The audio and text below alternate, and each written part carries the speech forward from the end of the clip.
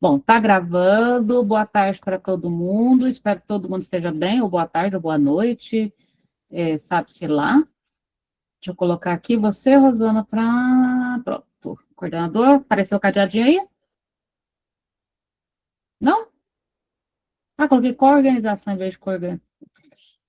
Peraí. Cadê o bichinho? Bom, tá gravando de novo, ele tinha dado algum probleminha.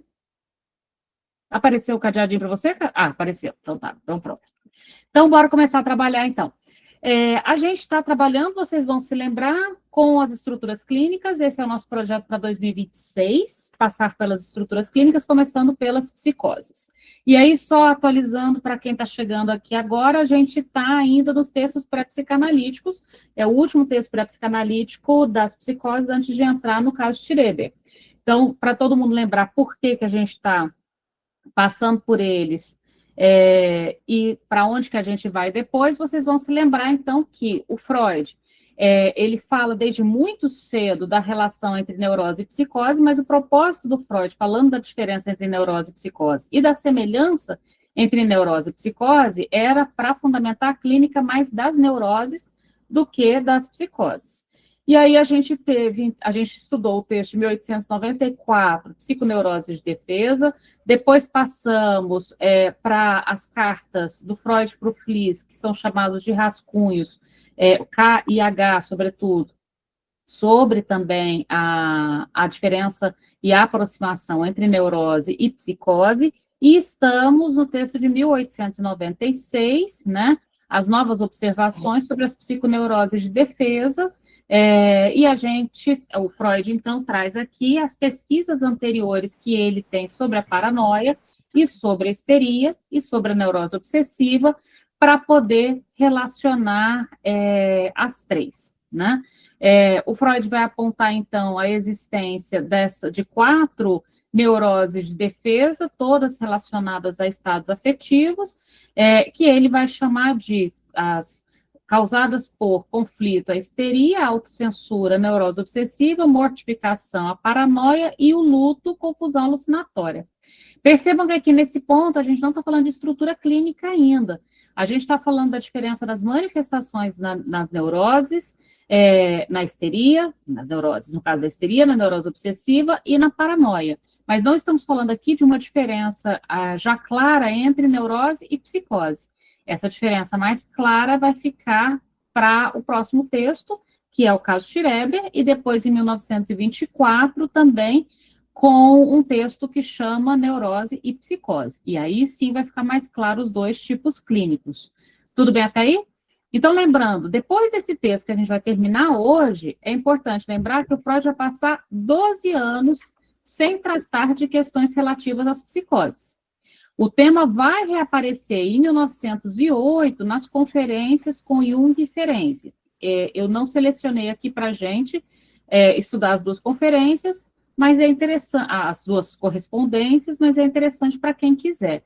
Eu até tenho a correspondência do Jung e do Ferenczi aqui também. Posso mandar essas cartas para quem quiser ler, mas não separei aqui uma aula sobre isso. Depois, então, um dos motivos para o Freud ter retomado o assunto das psicoses em 1908 foi o rompimento dele com o Fliess. Perceba que a gente estava lendo as correspondências do Freud com o Fliess, vocês viram quanto amor que tinha ali, eu te amo para cima, eu te amo para baixo, confidências em relação aos filhos, passar Natal na casa um do outro, eles eram muito, muito, muito próximos. Nessa época, houve uma ruptura, no 1908, uma ruptura entre o Freud e o Fliess, e o Freud, ele elabora uma tese a respeito dessa ruptura, em que ele diz que o Fliess desenvolveu uma paranoia, abre aspas, tá? É o Freud falando, não sou eu. Abre aspas, o Fliess, né, desenvolveu uma paranoia horrível depois de se livrar da afeição por mim, que era, sem dúvida, considerável. Devo a ele, né, essa ideia sobre a paranoia, o comportamento dele. E aí o Freud, então, vai fazer retomar os estudos sobre a paranoia por causa da ruptura dele com o Fliess, e por causa do que ele interpretou como sendo um comportamento paranoico do Fliss por não aceitar a ruptura dos dois. Historicamente, deu para entender? Lembrando, todas as rupturas do Freud foram sempre muito dramáticas, tá? Com Jung ele desmaiou, com Fliss, sempre foram relações muito amorosas e rompimentos muito radicais, digamos assim. Mas é interessante a gente observar que o Freud fez da própria vida e dos amigos ao redor e dos filhos material para pensar psicanálise, né? Tanto que, de novo, a ruptura com o Fliss faz ele retomar o assunto da paranoia. Se talvez não tivesse tido a ruptura, esse assunto da paranoia ficaria para um outro momento. Então, tem coisas interessantes aí. Assim como uma das primeiras vezes que o Freud pensou, eu também acho super legal, sobre o complexo de Édipo, foi quando o pai dele morreu. Que ele teve um sonho, que ele estava no barbeiro e tinha uma placa, pede-se que você feche muito bem os olhos. E aí ele começou a interpretar o que significava essa placa, e essa placa para ele retornou como uma espécie de culpa, que ele não foi um bom filho, que ele não organizou devidamente o velório, de que ele não cuidou do pai na doença devidamente, aquelas coisas de filho neurótico quando o pai falece, né? Dessa posição de culpa diante da morte do pai, e ele chegou atrasado para o velório, ainda por cima, porque ele foi fazer a barba e cortar o cabelo e chegou atrasado para o velório. E ainda as irmãs dele reclamaram que ele foi muito murrinha com o preço do caixão, que ele comprou o caixão muito barato. Então, por conta dessa culpa, por exemplo, ele fez uma relação, a ideia de que existia algo da neurose que se relacionava a essa posição de culpa diante do pai, e daí vai vir anos mais tarde, o complexo de Édipo, por exemplo. Então, percebam que na vida do Freud, os acontecimentos da vida do Freud vão dando, do Freud ao redor, vão dando material para teorizações. Nesse sentido, então, a gente volta, e não estranho também, material a partir da clínica dele. E na clínica dele, ele fala, voltem agora para o texto, deixa eu abrir o texto aqui, que eu estou com 1 milhão de abas abertas. Deixa eu pegar o texto especificamente. Pronto. Ele vai apontar que ele tem um certo número de pacientes que começou a chamar a atenção dele para o quadro de paranoia e de delírio paranoico e de alucinação. E aqui ele traz um quadro específico. Vocês se lembram que no nosso encontro passado a gente estava falando sobretudo a neurose obsessiva, algumas questões da histeria, para poder fundamentar aqui agora a diferença e a aproximação com a paranoia. Tendo feito esse percurso, só para introduzir a gente não ficar perdido, vamos lá para o texto. Então, abram um texto, deixa eu reduzir ele aqui para ele ficar mais quadradinho.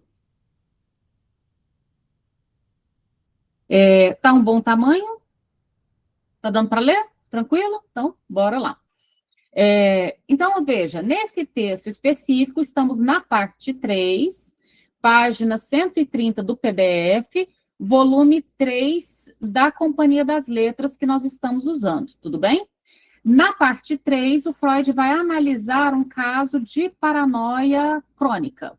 E é esse caso de paranoia crônica aqui que a gente começou a falar, mas eu vou retomar porque ficou muito corrido o final do nosso encontro na última quarta. Então, vamos lá. É o caso de uma mulher inteligente de 32 anos, ao qual não se podia negar a designação de paranoia crônica. Então, o quadro de paranoia não era sutil e nem era curto. Ele era bem explícito e longo, né? Por isso, então, uma designação de uma paranoia crônica. Seguindo um pouco mais, eis um caso de psicose de defesa, e é possível que no grupo paranoia hajam outros que o sejam também.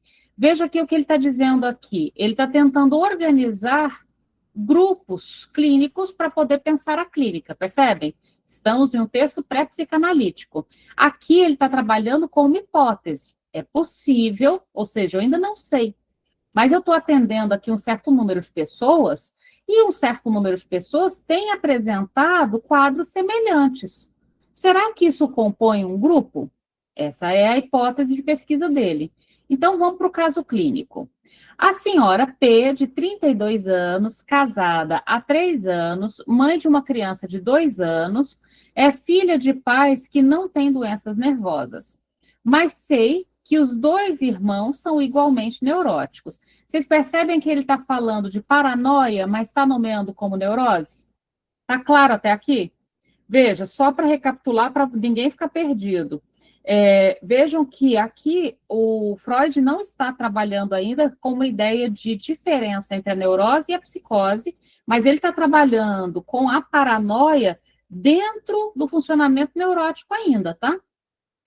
Então, só recapitulando, ele vai apontar a existência, neste momento, como se ele estivesse dizendo de 4 neuroses de defesa, todas relacionadas a estados afetivos.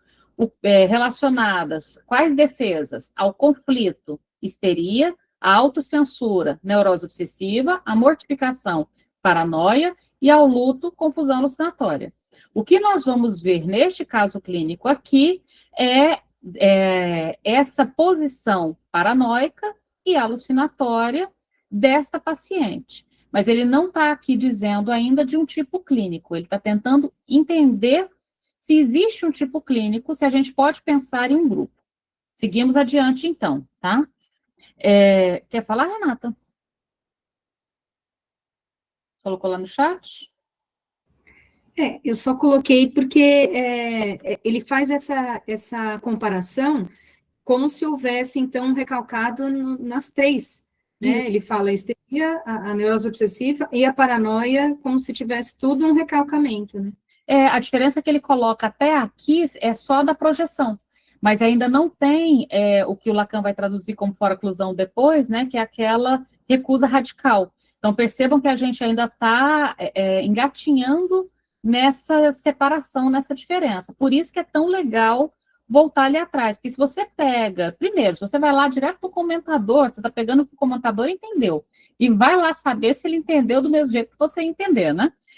E a segunda coisa, é interessante a gente pensar que o Freud, ele era um pesquisador. Então, ele estava construindo uma ciência e ele tem um percurso de investigação. Estamos acompanhando, então, esse percurso de investigação. Então, voltando lá. Então, percebam que ele está falando igualmente neuróticos. Tá?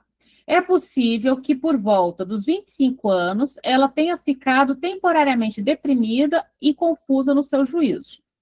Nos últimos anos, ela esteve saudável e produtiva, até que, 6 meses após o nascimento do filho, ela manifestou os primeiros traços, né, os primeiros sinais de uma doença, da doença de agora. Então, o que mudou? Mudou o casamento, ela casou há 3 anos, mudou o nascimento do filho. Então, já tem uma pulguinha atrás da orelha de todas as 277 pessoas nessa sala. Tem algo de sexual nessa história, né? Porque, veja, o que mudou na vida dela? Casou, que significa, regularmente nessa época, está estampado na sua cara, né? Você tem uma vida sexual ativa, que não significa que você não tenha antes do casamento, é que depois do casamento está carimbado na sua testa, né? E a própria gestação é um outro carimbão, né? Certeza que você transou o barrigão, provando isso. Neném nasceu, então está pronta não só para ter transado, para voltar a transar de novo. Brincadeiras à parte, percebam que tem alguma coisa que modifica aqui, e esse alguma coisa é, a princípio, casamento e o nascimento do filho. Então, continuando. Depois do nascimento do filho, ela manifesta seus primeiros sinais. Tornou-se desconfiada e reservada, passou a ter aversão à companhia dos irmãos e do marido, e a se queixar de que seus vizinhos, muita atenção nessa parte, na pequena cidade onde moravam, agiam de maneira rude e inconsiderada para com ela, diferentemente de antes. Então, veja, ela já estava lá, mas antes os vizinhos não eram rudes e nem desconsideravam. Mas agora, que ela estava casada e tinha tido um filho, os vizinhos estavam diferentes com ela, os vizinhos estavam rudes com ela. Mas ela, por outro lado, também estava rude. De quem ela estava rude? Ela estava desconfiada e reservada e passou a ficar avessa, ou seja, ter uma posição de aversão à companhia dos irmãos do marido, né? E se queixar dos vizinhos. Então, seguindo um pouquinho mais. Pouco a pouco, essas queixas aumentaram, então, dos irmãos do marido, tá? Eu falei dos irmãos e do marido, dos irmãos do marido. Pouco a pouco, essas queixas aumentaram na intensidade, mas não na precisão. As pessoas tinham algo contra ela, embora ela não soubesse exatamente o que. Não havia dúvida, todos, parentes e amigos, negavam-lhe a consideração e faziam de tudo para magoá-la. Era assim que ela via. Então, como é que ela via o mundo ao redor? As pessoas não têm consideração comigo e ainda fazem de tudo para me magoar. Então, ela quebrava a cabeça para tentar compreender a razão disso, mas não sabia o que era. Então, ela experimentava a hostilidade dos vizinhos, ela experimentava a falta de consideração e ela não conseguia entender por quê. Uma tarde, veio-lhe subitamente a ideia de que observavam ela à noite enquanto ela se despia. Olha, outro fator sexual aqui, tudo bem? Então, tirar a roupa, se despir e ser observada. Desde então, tomava complicadas medidas de precaução para se despir. Enfiava-se na cama com a luz apagada e tirava a roupa somente debaixo da coberta. Veja, não basta mais só fechar a janela e a porta do quarto. É necessário fechar a porta, fechar a janela, apagar a luz, enfiar debaixo da coberta para arrancar a roupa. Que olho é esse? De onde vem esse olho que consegue olhar mesmo com a porta fechada e a janela fechada, né? Como evitava todo contato, ela acabava comendo muito mal, estava muito abatida. Ela foi, então, enviada a uma instituição de hidroterapia, né, do verão de 1895. Lá nessa instituição, onde ela ficou internada, surgiram novos sintomas e pioraram os já existentes. É até interessante a gente pensar por quê. Veja, se sozinha, num quarto, com a porta fechada e a janela fechada, os sintomas já estavam ruins, me manda para um lugar em que eu vou compartilhar espaços, que eu vou dormir com gente no meu quarto e que eu vou estar sendo olhada e assistida por funcionários. Meus sintomas vão melhorar ou meus sintomas vão piorar?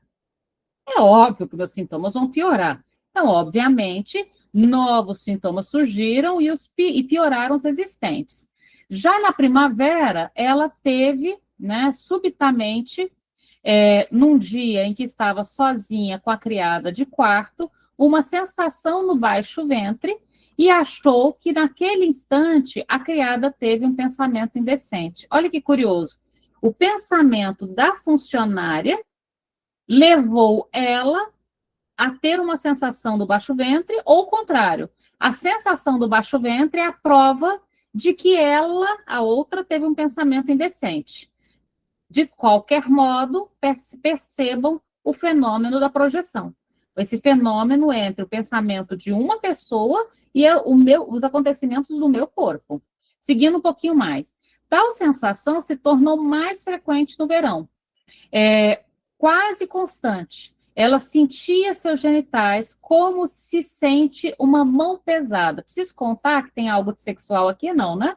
Ela sentia os seus genitais como se sente uma mão pesada, ou seja, os genitais como se eles tivessem sido constantemente pressionados, como se eles estivessem sob pressão, né?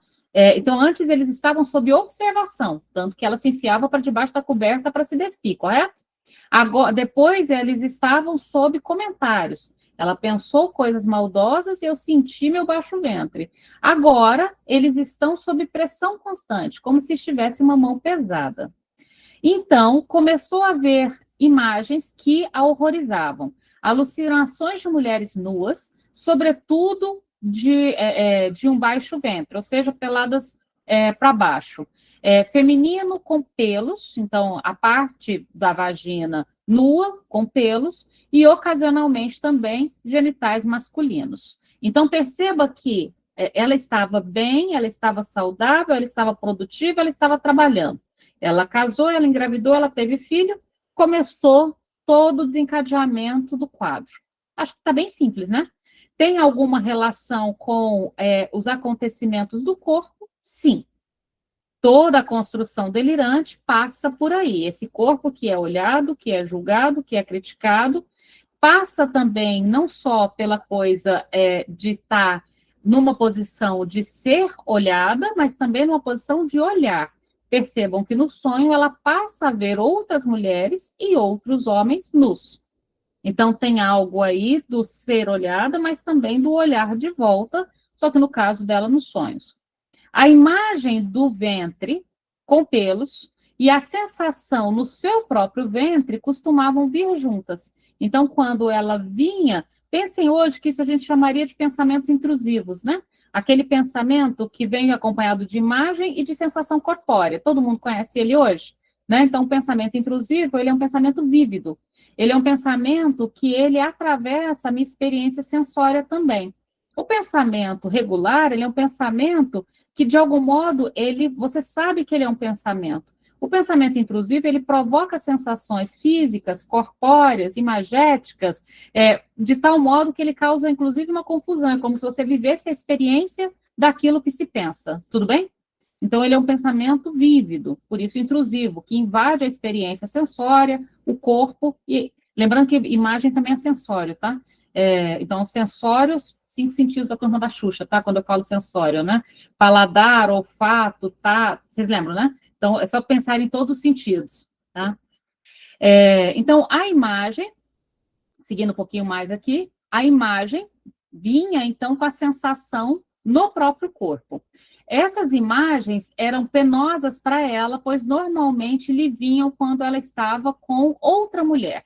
E a sua interpretação era que enxergava a outra mulher ao lado dela numa nudez indecente. Então, percebam que as manifestações foram ficando cada vez mais explicitadas sexualmente. Mas, no mesmo instante, essa tinha a idêntica imagem dela. Olha que interessante o ponto alto do quadro. Então, aquela outra mulher, quando ela olhava para essa outra mulher aparentemente nua, o que ela via? Ela própria nua. O corpo dessa outra mulher não só se enudecia, como se transformava no corpo dela própria, nu e exposto. Tá claro? É simples, não é? Mas vocês perceberam, e aí é muito interessante ver isso, Isabela, o infamiliar, Heimlich und Heimlich, que ele vai trabalhar lá para frente. Mas veja que interessante, olha o que a gente tem que aprender com Freud. Vocês já conseguiram escrever um caso clínico dessa magnitude olha aqui, um parágrafo? Em um parágrafo, o Catrumano conseguiu escrever toda a construção delirante de uma paciente. Ele conseguiu escrever 3 anos de vida em um parágrafo. Esse poder de síntese é que vocês têm que conseguir fazer, inclusive, porque pensa, essa capacidade, você pegar e conseguir pegar 3 anos de história clínica e conseguir condensar em um parágrafo as informações mais importantes. Não é interessante isso?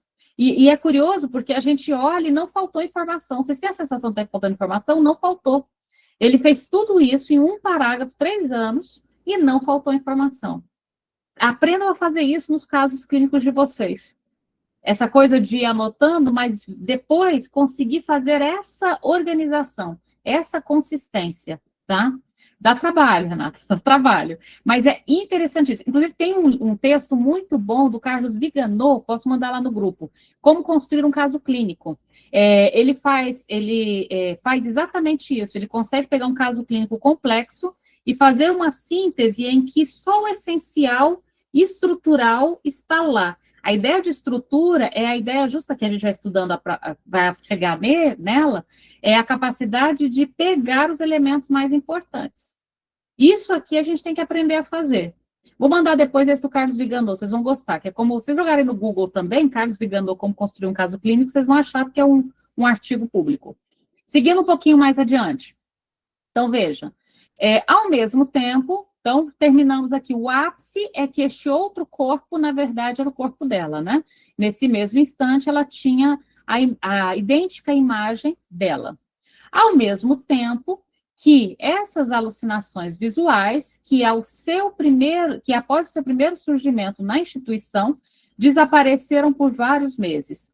Começaram a incomodá-la vozes, agora entraram as alucinações também, outras alucinações agora auditivas, né? Incomodaram lá vozes que não conhecia e não sabia explicar.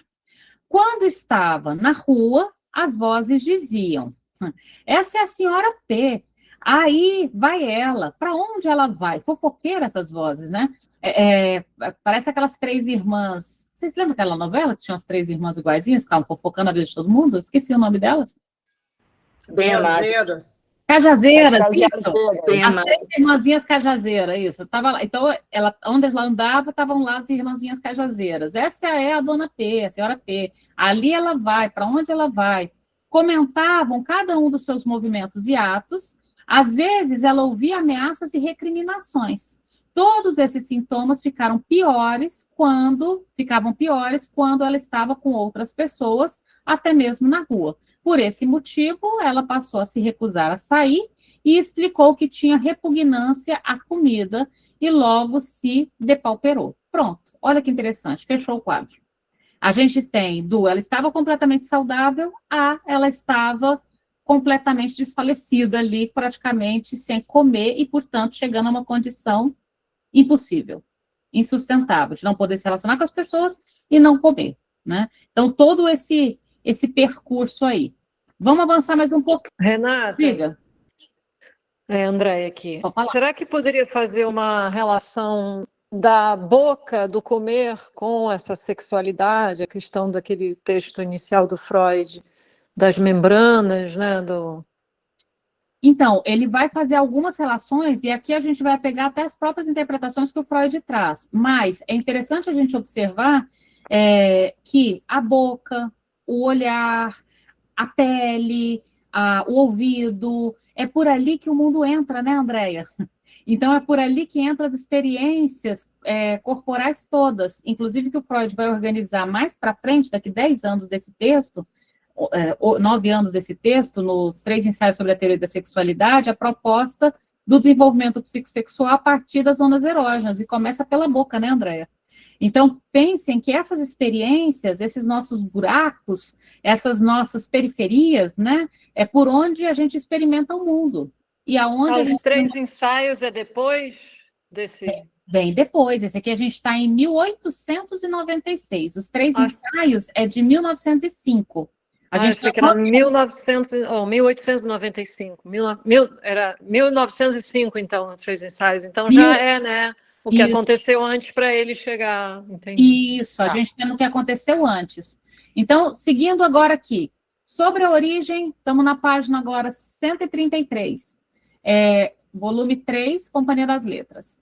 Sobre a origem das alucinações visuais, ou pelo menos das imagens vívidas, eu soube o seguinte. Então, vamos lá, agora são as interpretações e as investigações. A imagem do ventre feminino vinha quase sempre com a sensação física no próprio ventre. Já encontraram aqui a lógica da projeção, né? Sendo essa última, porém, muito mais constante e muito mais frequente, desacompanhada da imagem. Então, veja, às vezes, a sensação no baixo ventre vinha junto com a imagem desse ventre feminino, nessas imagens do ventre feminino. E elas tinham uma certa intensidade. Então, veja, com a sensação física do próprio ventre, sendo essa última, a sensação física do próprio ventre, muito mais constante e muito mais frequente quando sem imagem. Então, imagem mais sensação tinha uma certa distribuição ali da potência. Quando era a sensação sem a imagem, a sensação era muito mais forte, muito mais potente. As primeiras imagens de ventres femininos haviam aparecido na instituição, não é para se estranhar, né? Acho que todo mundo imaginou, você vai para uma instituição hidroterápica, que o povo fica dentro d'água, é óbvio que por ali que vai acontecer. Poucas horas depois, ela realmente vira um certo número de mulheres nuas na sala de banho.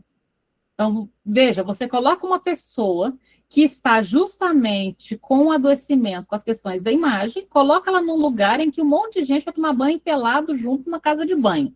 Ideia genial.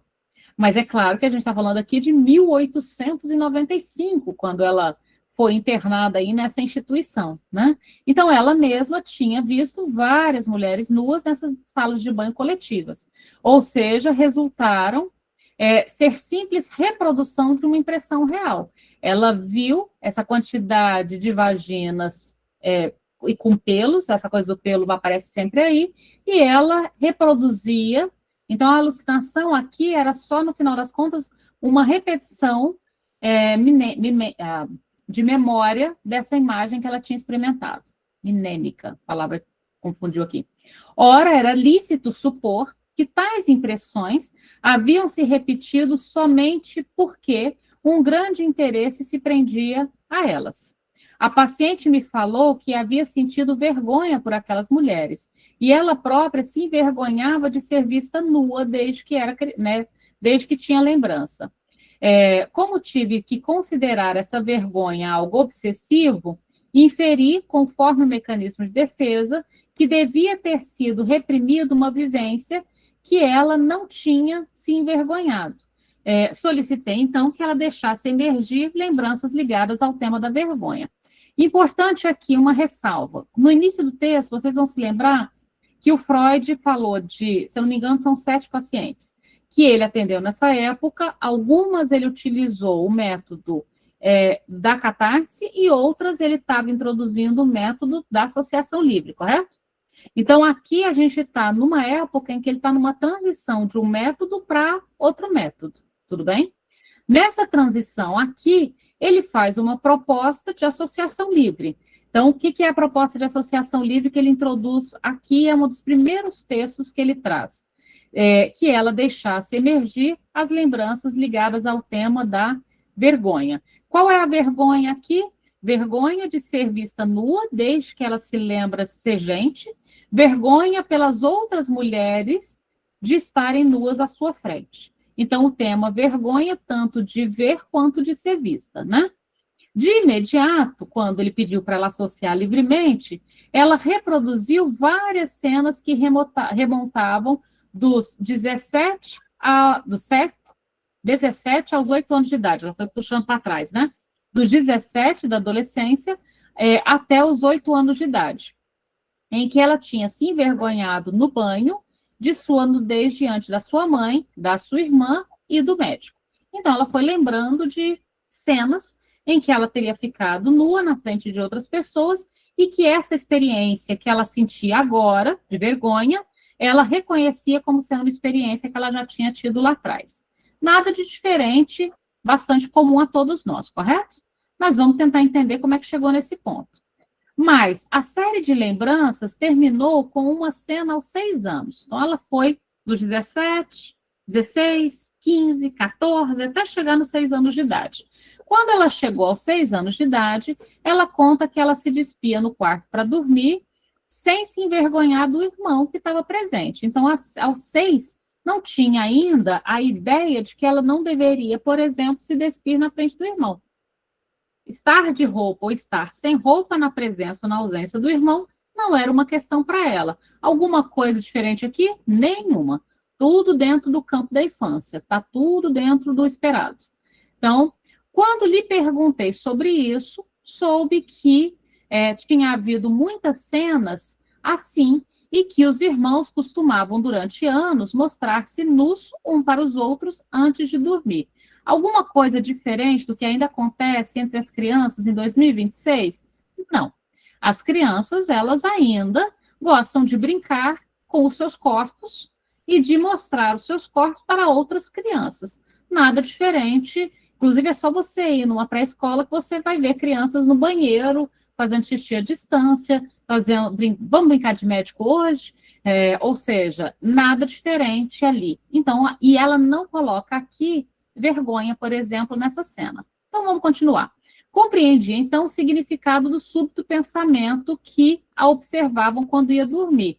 Essa cena aqui de que eles tinham o hábito de ficar observando uns aos outros antes de dormir. Era um trecho inalterado da velha lembrança que implicava a recriminação, e ela estava recuperando algo da vergonha que deixara de sentir quando criança. Olha que coisa obsessiva aqui. Quando ela era criança, ela não sentiu vergonha, Mas por retroação é como se ela estivesse julgando hoje que ela deveria ter sentido vergonha lá atrás. Conseguem reperceber isso numa lógica neurótica? Ou seja, o neurótico, ele paga conta que nem é dele. Lembra o Dono dos Ratos? Ele paga conta que é do pai. O neurótico introduz uma vergonha atual numa cena lá da infância que ele nem sentiu e nem teria por que sentir vergonha. Então, faz parte, inclusive, do que o Freud vai desenvolver no texto de 1900 sobre o inconsciente atemporal, essa lógica de uma experiência de um tempo ser colocada num outro tempo. Tranquilo até aí, sem dúvida? Seguindo um pouquinho mais adiante. Aqui eu vou dar um pequeno salto, mas eu vou pedir para que vocês leiam tudo, tá? Em que ele vai, então, traduzindo o que está acontecendo na história dela. E essa história é muito interessante, porque aqui ele vai fazer já uma relação também, aqui ele fez uma relação com a neurose obsessiva. Aqui ele vai fazer uma relação com a histeria, que tem a ver com uma briga entre o marido dela e o irmão, e esse irmão parou de vir na casa dela, justo esse irmão que ela é tão apegada, justo esse irmão das cenas da infância. Deu para entender? Então, vai tendo uma história que, infelizmente, não vai dar tempo da gente passar por toda ela, porque eu quero ir para a análise. Então, vão seguindo adiante. Outro ponto importante, agora eu vou pegar só recortes, tá? O outro ponto importante é que ela ficou muito magoada com a briga entre o marido e o irmão. E ela ficou realmente muito incomodada. Só que a cunhada dela, um dia a cunhada visitou e numa conversa falou, se uma coisa assim me acontecer, eu não dou a mínima. O que a cunhada disse? Mulher, ignora, a briga é dos dois, você não tem nada a ver com isso. Por que você está tomando para si uma briga que nem é sua? Eu não daria a mínima. A senhora P não escutou essa frase naturalmente, pelo contrário, essa frase foi escutada como uma recriminação. Ou seja, não era um conselho, não era uma sugestão. Para ela, era uma recriminação, como se ela costumasse não dar importância a coisas sérias, e a partir desse momento, ela ficou certa de que era vítima do falatório de todos. Percebe agora a construção da paranoia? Veja, a cunhada estava falando mal dela? Não. Aparentemente, a cunhada estava falando, não, larga disso, para que ficar preocupada com isso? Mas ela escutou como uma recriminação da cunhada, que, por sua vez, se tornou uma recriminação de todas as pessoas na rua. Como se a cunhada encarnasse a voz do povo. Como se ela encarnasse a voz e o olhar de todas as outras pessoas. Quando lhe perguntei por que achava, né, que aquelas palavras se referiam a ela, né, por que você acha que estão falando justo a ela? Ela respondeu que o tom, e aí vem a coisa da interpretação, o tom que a cunhada tinha falado convenceu ela disso. Então, esse é um detalhe importante da paranoia. Afinal, quem escutou o tom? O dono do ouvido, né? Quem que interpretou daquela forma? O dono do ouvido. Então, tem alguma coisa aqui de característica na paranoia, que é a forma em que as coisas são interpretadas. Tudo bem? Seguindo um pouquinho mais. Desce. Bom, depois que evocamos, aí ele foi puxando todas as cenas, e depois que evocou todas as cenas, esse ponto é importante. As sensações e imagens alucinatórias desapareceram, para não mais voltar, pelo menos até o ponto em que o Freud atendeu. O que ele percebeu aqui é que essa alucinação, então, não era da ordem da esquizofrenia. Essa alucinação, ela era da lógica neurótica mesmo, veja. Descobri, portanto, que essas alucinações não eram senão fragmentos do conteúdo de vivências infantis reprimidas, sintomas do retorno do recalcado. Então, percebam, a alucinação não se sustentou muito tempo. A alucinação era um sintoma, portanto, decifrável, como sonho, entende? Como ato falho, como esquecimento. Aqui, a alucinação, ela não era muito mais do que uma manifestação advinda da infância, sintoma do retorno do recalcado, que quando foi, então, evocado a partir de todas as cenas, e elas foram, digamos, o que o Freud fazia, né? Interessante a gente pensar qual era o método do Freud nessa época, era dissecar, tá? O Freud, ele dissecava, sabe, igual aula de anatomia, vamos dissecar o corpo. Aquele dissecava cada cena. Mas o que ela falou? O que você sentiu? Como é que... Ele fazia uma dissecação. À medida que foi dissecando todas as cenas, a experiência alucinatória passou. Então, ele foi agora se debruçar em relação ao delírio. Então, passei a análise das vozes, ainda alucinatória, perdão, ele vai para o delírio na seguida. Era preciso explicar, antes de tudo, por que frases irrelevantes como aí vai a senhora P, ela está procurando apartamento, podiam ser tão penosas a ela, porque essas frases aparentemente tão ingênuas, tão bobinhas, causavam nela tanto sofrimento. De modo que essas afirmações chegavam a se distinguir pelo reforço alucinatório. De antemão, estava claro que essas vozes não podiam ser lembranças reproduzidas de forma alucinatória, como as imagens e sensações, mas sim como pensamentos ditos em voz alta. E aí ele vai trazer para a gente a primeira vez em que ela escutou as vozes e as circunstâncias. E eu vou pedir para vocês lerem depois essa parte, né? E aí ele vai trazendo, de novo, ele pede para ela trazer a cena e vai dissecando as cenas para tentar achar de quem é essa voz, de quem é essa frase, aonde que escutou a primeira vez e assim por diante. Deixa eu voltar. Agora eu quero ir direto para uma última parte que eu até marquei em roxinho, aqui, azulzinho, aqui. Agora vamos fazer a costura de tudo isso. Então, só para não ficar sem sentido, mas vocês já leram tudo, então percebam que aqui ele faz, então, todo essa retomada das cenas e vai, então, analisando cada uma das cenas, tá? Em relação à alucinação, às imagens, a alucinação auditiva, as imagens que ela via, as desconfianças em relação às coisas que eram ditas sobre ela, e assim por diante, tá? Mas agora vamos... Deixa eu ver se eu estou esquecendo alguma coisa, não. Vamos para a azulzinha que eu marquei aqui. Então, vamos lá. Agora, tá difícil de ler com o fundo azul ou tá normal? Tranquilo, né? Senão eu tiro o fundo azul. Então, vamos lá. Agora, é preciso apenas utilizar os esclarecimentos obtidos no caso de paranoia. Então, eu saltei parte da análise, que vocês vão ler detidamente, e vamos para o fechamento. O que são os esclarecimentos no caso de paranoia? Para uma comparação entre a paranoia e a neurose obsessiva, que é o objetivo principal desse texto aqui. Foi demonstrado que nas duas, tanto na paranoia quanto na neurose obsessiva, a repressão é o núcleo do mecanismo psíquico. E nos dois casos, tanto na paranoia quanto na neurose obsessiva, o material recalcado é uma experiência sexual infantil. Então, percebam que neste ponto, ele não faz uma distinção sobre a origem da neurose e a obsessiva e a origem da paranoia. Ambas estão com origem na experiência sexual infantil e ambas têm como são consequências de um material recalcado. Também nessa paranoia, toda obsessão também vem do recalque. Os sintomas da paranoia permitem uma classificação similar à que se mostrou justificada na neurose obsessiva. Uma parte dos sintomas origina-se novamente da defesa primária, a saber, todas as ideias delirantes que envolvem desconfiança, suspeita e perseguição por outras pessoas. Na neurose obsessiva, a recriminação inicial foi reprimida através da formação de sintomas de defesa, desconfiança de si mesmo. Então, perceba que aqui, deixa eu tirar esse azulzinho, que ele está me atrapalhando. Deixa eu mudar a cor dele aqui. Percebam que aqui, vou voltar para o amarelinho, que agora eu já sei onde estou.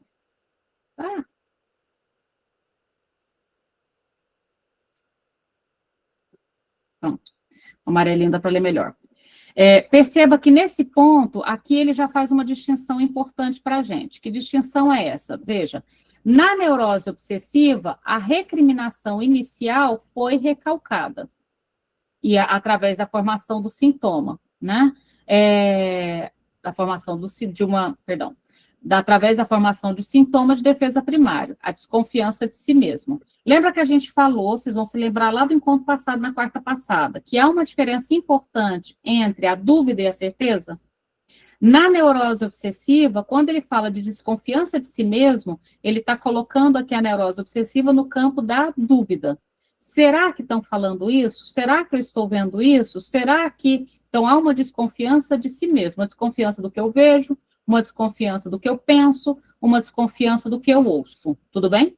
Então, na neurose obsessiva, a recriminação inicial, ela foi recalcada e transformada em desconfiança de si mesmo. Lembre-se que esse si mesmo aqui é importante. Com isso, a recriminação foi reconhecida como justificada e, em compensação, a conscienciosidade adquirida no intervalo sadio impede de dar crédito às recriminações recorrentes como ideia obsessiva. Agora vamos para a paranoia. Então, na obsessiva está claro, há um recalque das recriminações que faz com que esse conteúdo venha do lado de dentro, venha de mim mesmo. Se vem de mim mesmo, eu desconfio dele. O que será que eu estou escutando? O que será que eu estou pensando? Mas que besteira é essa que passou pela minha cabeça? Se vem de mim mesmo, por causa do recalque, eu posso desconfiar, eu posso duvidar. Agora, na paranoia, e aqui tem um modelo inicial muito importante para a gente, por isso que eu peço para vocês prestarem bastante atenção, o modelo inicial aqui para a gente poder pensar o que a gente vai estudar no Schreber. É aqui que está o início da coisa. Então, na paranoia, a recriminação é recalcada de uma maneira que pode ser designada como projeção. Então, qual é a grande diferença entre a neurose obsessiva e a paranoia? A neurose obsessiva lança para dentro e a paranoia joga para fora. Perceberam aqui onde que vai parar? Lá no Lacan, fora oclusão? Só que aqui ela joga para fora pela projeção, em que se cria o sintoma como uma desconfiança de outras pessoas. Olha como é simples. Se jogasse para dentro, seria uma desconfiança de mim mesmo. Se joga para fora, é uma desconfiança de outras pessoas. Nisso, o indivíduo subtrai à desconfiança o reconhecimento. E como, para compensar, falta-lhe uma proteção contra as recriminações que se tornam, então, delirantes. Então, veja, se a desconfiança vem das outras pessoas, eu não tenho ferramentas para me proteger. Eles me olham, eles me falam, eles me julgam, eles veem o meu corpo, eles me veem trocar de roupa, deu para entender? Eu não tenho como me proteger. Falta aqui, portanto, e olha como isso aqui, 1896. Aqui está o que vai estar lá no seminário do Lacan, seminário 3. Falta uma proteção contra as recriminações. Como é que o sujeito se protege? Agora vamos voltar para o vídeo que eu até coloquei no Instagram, não sei se vocês viram, se não viram, convido a ver. Eu estava falando um pouquinho sobre a atualização da questão das psicoses para o nosso tempo. Por que a gente tem que falar sobre as psicoses hoje? As psicoses são, de todas as estruturas, a mais vulnerável hoje. No caso da neurose, é o mais comum e o que a cultura mais quer. No caso do autismo, a gente tem tido movimentos para a proteção do autismo. A gente tem a Associação de Pais, a Associação dos Autistas, mas me falem sobre as psicoses, né? Para onde elas vão? As psicoses, de modo geral, elas estão tendo uma ruptura com o laço social. E aí, quando a gente pensa no caso, vocês se lembram especificamente de João Pessoa, sabem de quem que eu estou falando, né? Daquele menino que acabou entrando na jaula da leoa. Lembram dele, né? Quando eu penso naqueles casos, o que a gente está dizendo? As psicoses, uma vez que elas não são vistas e não são reconhecidas, e cada vez são menos diagnosticadas, elas estão indo parar nas unidades prisionais, nos hospitais psiquiátricos, elas estão indo parar nas clínicas de reabilitação de álcool e drogas, nos asilos, elas estão indo parar dentro da jaula de uma leoa. Elas não sendo reconhecidas, elas, no final das contas, fazem uma ruptura completa com o mundo, que já é uma característica da própria psicose, lembram? O Freud vai falar que há uma ruptura com a realidade mais radical do que na neurose. E agora voltem para esse outro ponto que o texto traz. E depois dessa ruptura, falta uma proteção contra essas recriminações. o sujeito não tem como se proteger ou se preservar das acusações que ele observa vindo de fora.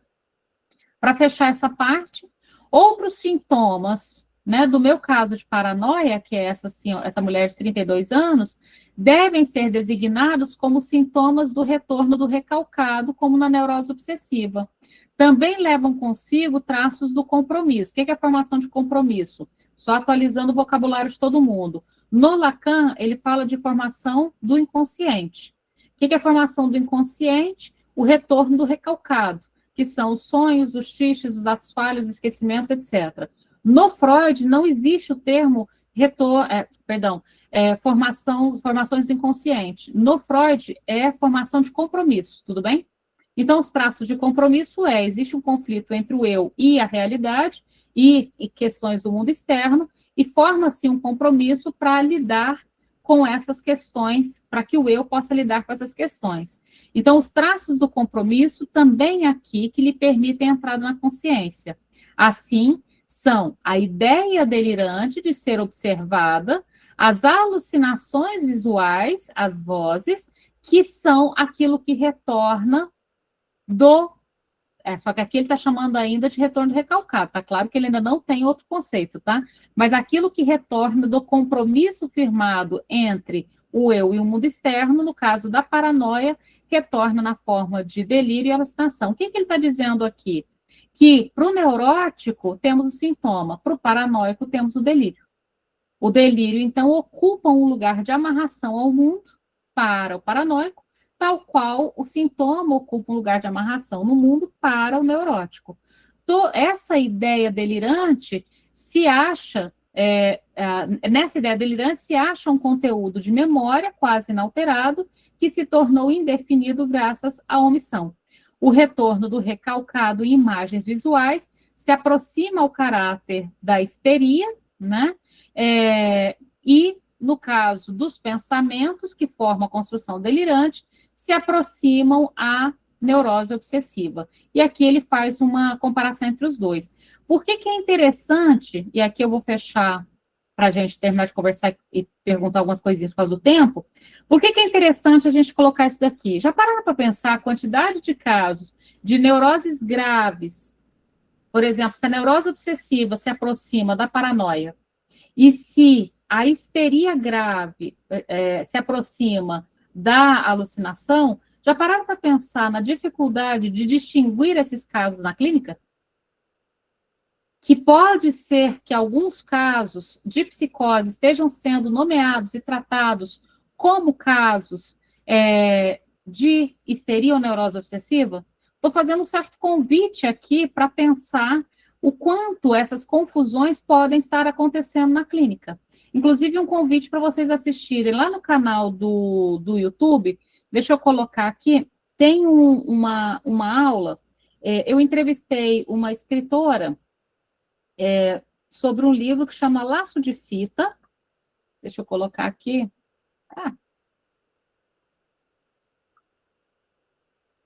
chama Eliane Caputo, vou colocar o link aqui para vocês assistirem, é uma aula bem interessante. A Eliane Caputo, ela é escritora, fez doutorado em letras e literatura na USP de São Paulo, em São Paulo.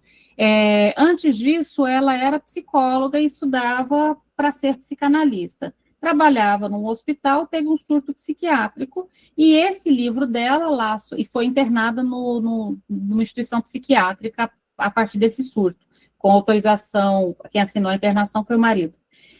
Nesse surto, ela escreve esse livro, que eu recomendo que vocês leiam, chama Laço de Fita.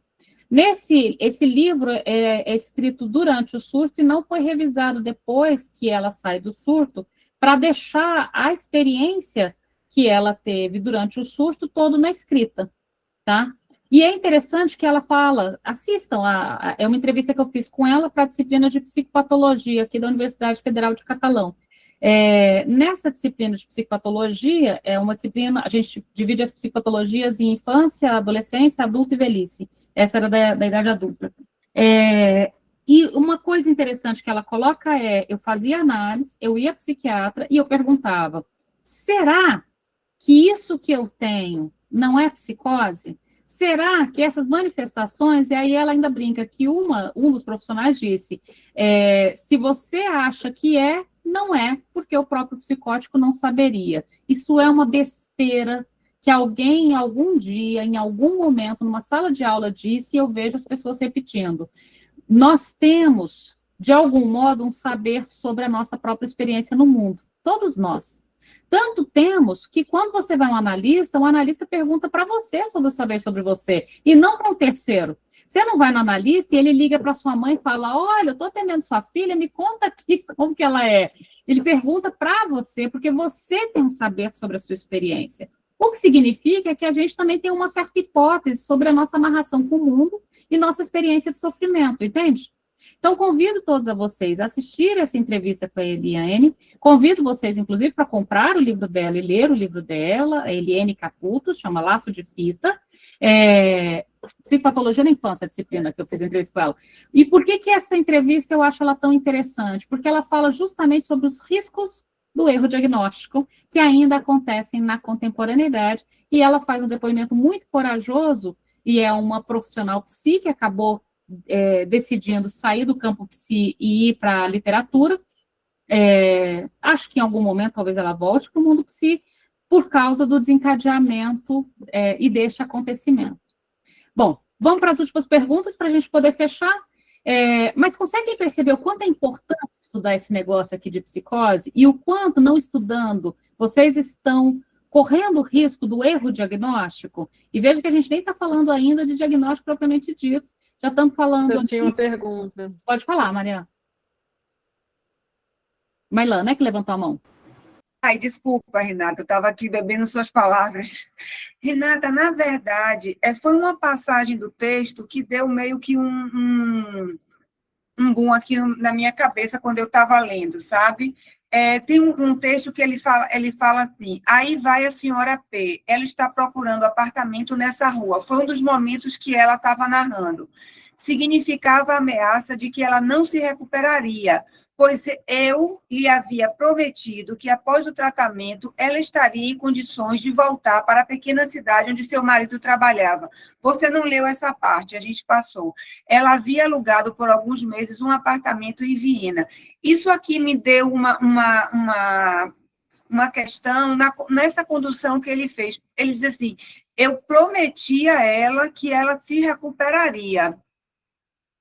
O Freud, ele fazia promessas, tá? Lembra que ele estava numa passagem... Mas, Mariana, lembra que ele está na passagem da catarse para a associação livre. E ele tinha acabado de sair da hipnose. Estamos em 1895. Sim. Fundamentalmente, a psicanálise nasce para ele, por retroação, ele coloca em 1895, com a ideia da associação livre. Mas lembre-se que ela foi acompanhada pelo Freud em 1895, justamente nessa passagem de um método para outro. Primeira coisa, ela vai para Viena, inclusive, para ser atendida pelo Freud, porque os atendimentos eram todos os dias, né? Então, não tinha como ela se locomover. Muitos pacientes viajavam, inclusive, de outros países e até de outro continente, tá? Tinha gente que vinha dos Estados Unidos para Viena para ser atendida ali pelo Freud. E ficavam ali. Essa coisa do eu lhe prometi, você lembra que ele tinha esse negócio de colocar a mão na cabeça da pessoa? Então, ainda é um período de sugestão.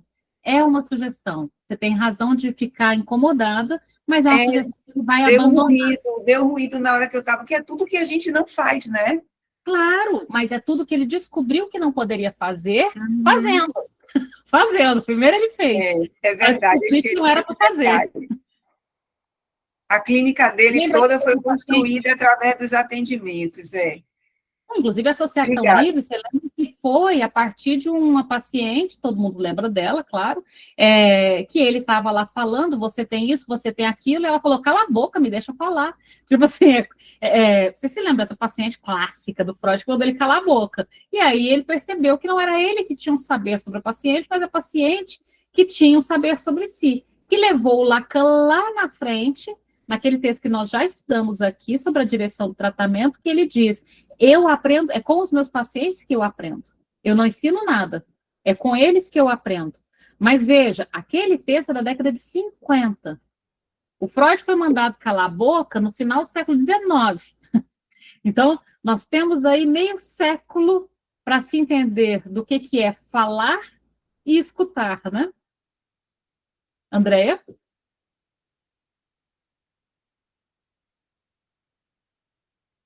Andréia, você levantou a mão, você está aí? Toda vez que eu já falei para as meninas, toda vez que eu chamo alguém assim, parece que eu estou invocando espíritos. Andréia, você está entre nós. Vocês não têm essa sensação? Eu vou para a Adriana. Adriana? Sim, vocês estão me escutando? Renata? Estou escutando, pode falar. Quando o paciente, ele está... Alô, tá ouvindo? Oi, André, eu passei para a Adriana. Daqui a pouco eu volto para você, tá?